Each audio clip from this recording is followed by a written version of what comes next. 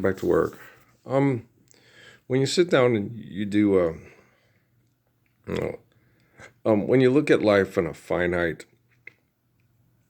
perspective, which is a delusion, because finite perspectives can radically change, so they don't have to be anything that you sit there and look at and go, well, that's set in stone, right? That's the way it's always going to be. Like I talk to people, but we'll live the Lord's Prayer one day, and then we'll restore our ecosystem, and we'll have people with better brain activity, and they won't be aggressive and violent and sexually abusive and aggressive, and it'll all never happen. I'll never live to see it happen.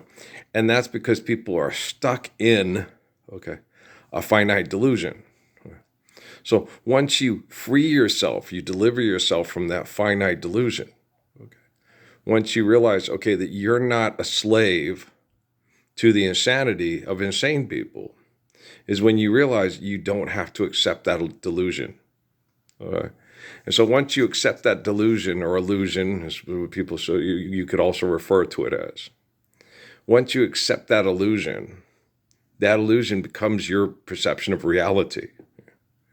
You got to pay your taxes. You got to get a job. You got to go to school. You have to have a good credit score. You have to have insurance. You have to have this. So all the stuff that is based on illusion, because of the delusions of grandeur, authority, and power from people that are quite insane, when you accept that insanity, you become a participant in that insanity. 10,000-year curse on the earth, right? The moment you accept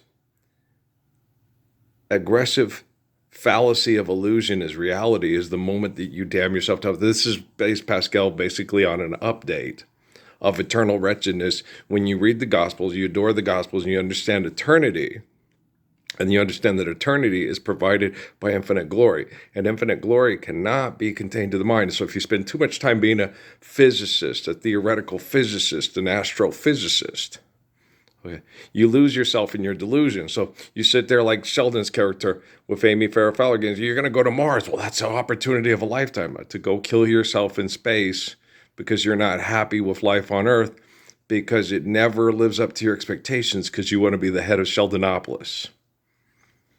Okay, how's that super asymmetry working for you, right?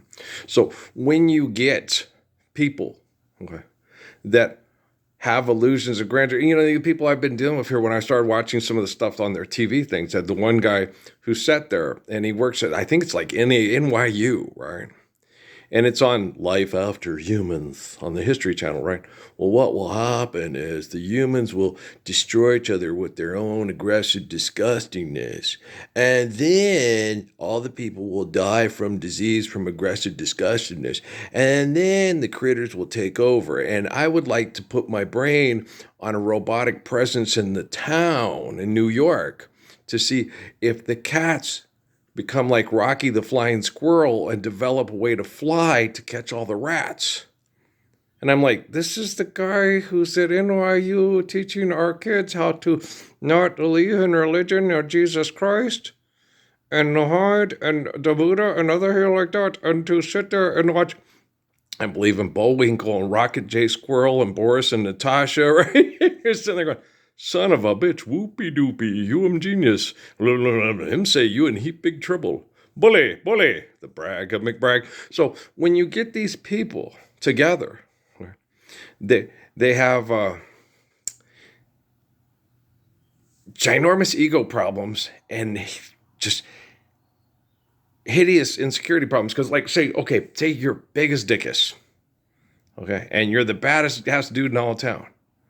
And then along comes a bigger dick. Slim comes and takes out Jim. You don't tug on Superman's cape. You don't spit into the wind. You don't pull the mask off the old Lone Ranger, and you don't mess around with Jim. He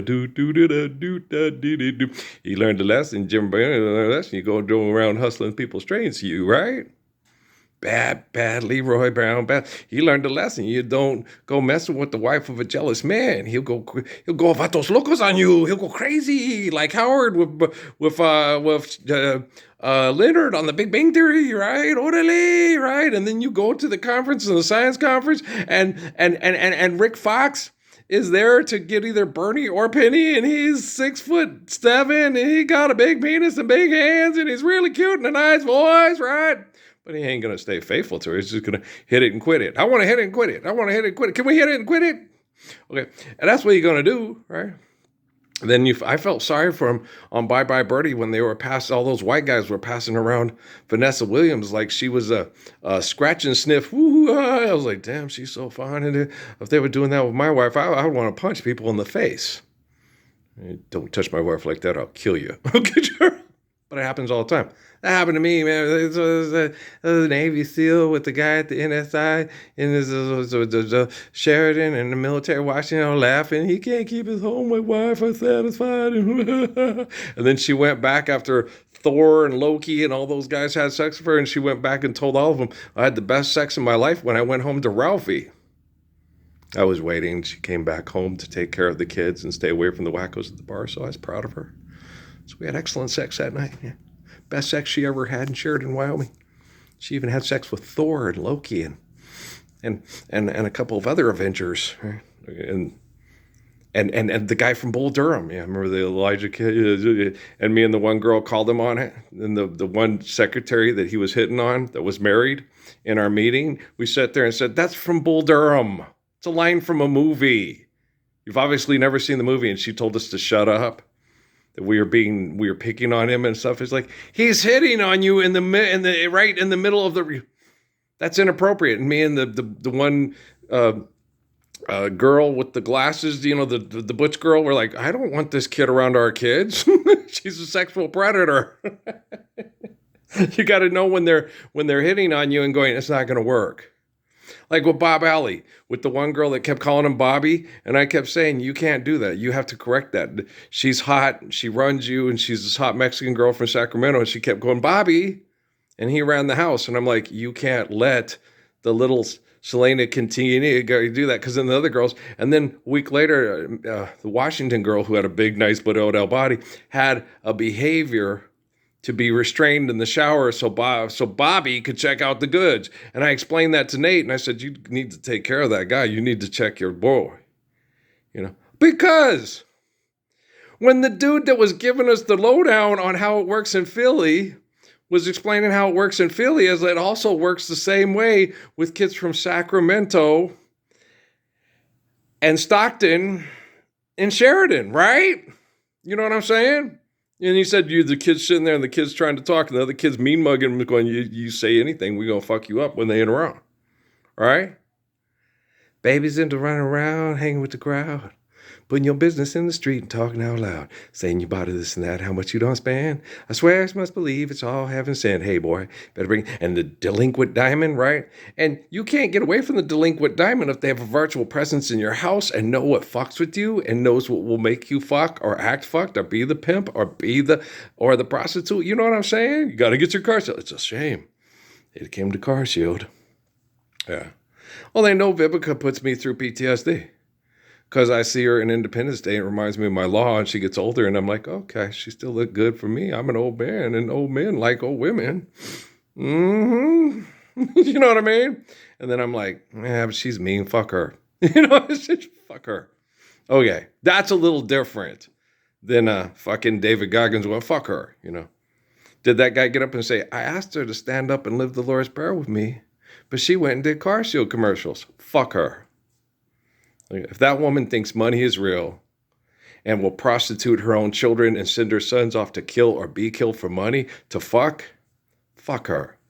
She ain't worth your time. She ain't worth sitting around, She ain't worth sitting around, feeling sorry for yourself. I used to cry, but now I hold my head up high and you see me. Somebody new. I'm not that chained up little person still in love with you. I should have stayed that stupid lock. I should have made you leave your key. Okay. DT Suzuki.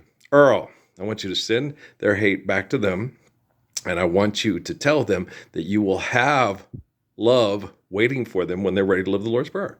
So all you people praying to Jesus, I am the spirit of the line of David through the house of John. John is the second coming of Jesus. It's in your Bibles. Okay? It says so. Go form me a new body. They name him John. It's in the Bible. If you don't understand how the spirit transcends the flesh through people being fruitful, multiplying, and making sure. Okay. He was proving it in science. Richard Dawkins, have you ever read Richard Dawkins? He was proving it in science. Ivanhoe, Sir Walter Scott. He was proving it in science that, okay, apples grow from the same trees. And whatever fruit comes off that tree, that's the kind of apple you're going to get. Now, if it's the apple that the stepmommy bought for Snow White, then you're going to get Maleficent. And if it's the apple of humility and love and the spirit of Adam, Moses, David, Jesus, John, that's what you're going to get. And but your apple is awfully sour sometimes. I like Granny Smith's some of my favorite, and Honey Crisp is my favorite. But I also like Granny Smith because Granny Smith, you put sugar in with the pie, and Granny Smith apples make the best pies, according to me. But that's only based on my opinion. Red Delicious, not quite so. Honey Crisp, I ain't never known. Maybe I have had, but my favorite is Dutch Smith, Granny Smith, green apple. Yeah, you know what I'm saying? God didn't make little green apples, and it don't rain in Indianapolis in the summertime, right? Now, O.C. Smith can't wake up with his hair down in his eyes, and she says, hi, but I can.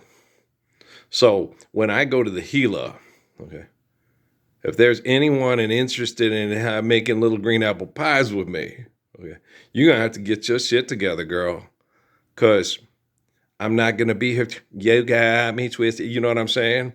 Sitting in the parkway.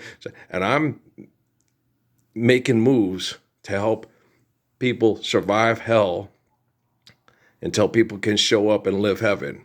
And if you can't show up and live in heaven, then you get stuck in heaven with those hellacious partners you call business partners, and you don't get to hang out in the kingdom of heaven with me. I love you, but you can do it in Poughkeepsie, and I'll do it in the Gila, you see.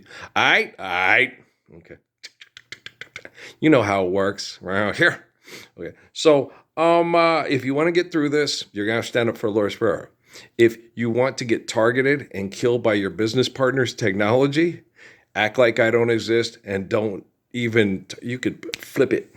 I hit you over the head with a coffee pot and shove a fork right under your neck, boy. And then you could ride a bike out of hell, and it would look really ridiculous if you didn't have that big orange flag hanging up off the top of it now there, huh? You practicing for a triathlon?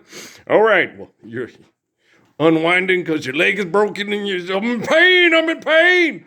Well, then just walk to a place to sit down and go sit and talk to the ghost of Charlie Pride, sleeping under a table in a roadside park. A man could wake up dead, right? Yonder comes a truck with the U.S. mail. People writing letters back home. Tomorrow she'll probably want me back, but I'll still be just as gone. Is anybody going to San Antonio or Phoenix, Arizona? Any place is all right as long as I can forget I've ever known her. Right? Yeah, well, I got a queen-size bed and I sleep there all alone, but it's better than sleeping next to an evil bitch that needs a big bag of money to fucking send her sons off to kill for it. All right? Love you too. Peace out.